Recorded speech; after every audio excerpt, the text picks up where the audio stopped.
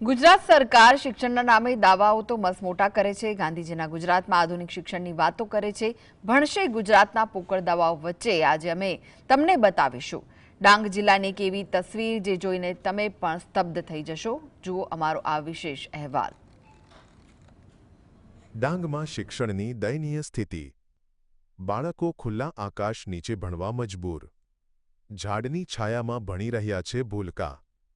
સરકારના ખોટા દાવાઓની પોલ ખુલી।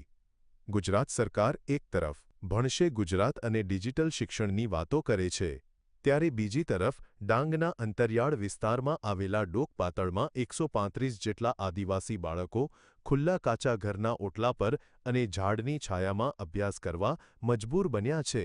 જૂની શાળાનું મકાન તોડી પાડ્યા બાદ બાળકો માટે કોઈ જ યોગ્ય વૈકલ્પિક વ્યવસ્થા કરવામાં આવી નથી।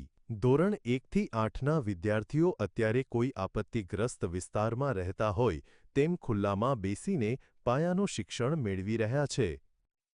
અમારા ગામમાં નવી સ્કૂલ બાંધતા છે એટલે એસએમસી તરફથી અહીંયા જે કંઈ એટલે ગામમાં ઓટલાઓ છે નજીક સ્કૂલના નજીકમાં એના પર બેસીને ભણે એવું અમે વિચાર્યું છે।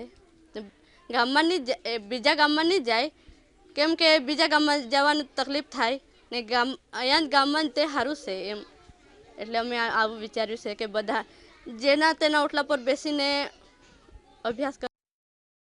અહીં ભણતા બાળકો પાસે માત્ર છત જ નથી એવું નથી, પરંતુ પીવાના પાણી અને શૌચાલય જેવી પાયાની સુવિધાઓનો પણ સદંતર અભાવ છે। ખાસ કરીને અભ્યાસ કરતી બાળાઓને શૌચાલયની સુવિધા ન હોવાને કારણે ભારે હાલાકી ભોગવવી પડી રહી છે। પાયાની જરૂરિયાતો વગર આ બાળકો ધૂળ અને પવન વચ્ચે જમીન પર બેસીને ભણવા મજબૂર છે। હાલ શિયાળાની ઋતુ ચાલી રહી છે અને ડાંગના પહાડી વિસ્તારોમાં તાપમાન અત્યંત નીચું રહે છે। કડકડતી ઠંડી વચ્ચે ખુલ્લામાં બેસવાને કારણે બાળકોના આરોગ્ય પર ગંભીર જોખમ ઊભું થયું છે।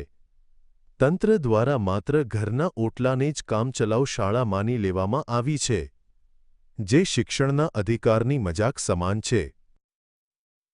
ના સાહેબ, એવું કંઈ બન્યું નથી। એ તો ગામમાં દેવકામ હતું એટલે ઘરોની સફાઈ ચાલતી હતી, એટલા માટે અમે 2 દિવસ માટે બહાર બેસાડ્યા હતા ને એમાં હવે અમે વૈકલ્પિક વ્યવસ્થા કરેલી જ હતી। ગ્રામજનોના ઓટલા ઉપર અમે બેસાડ્યા છે અને બાળકોનું સારું એવું કામ થઈ રહ્યું છે, એ વાત તદ્દન ખોટી છે।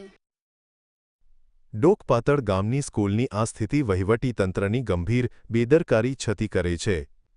શું નવી શાળા બને ત્યાં સુધી બાળકોએ આ રીતે જ હેરાન થવું પડશે? સ્થાનિક ગ્રામજનો હવે એ સવાલ પૂછી રહ્યા છે કે શું આ આદિવાસી બાળકો માટે કોઈ સન્માનજનક વ્યવસ્થા કરવામાં આવશે ખરી? પાંડુ ચૌધરી, GSTV, ડાંગ।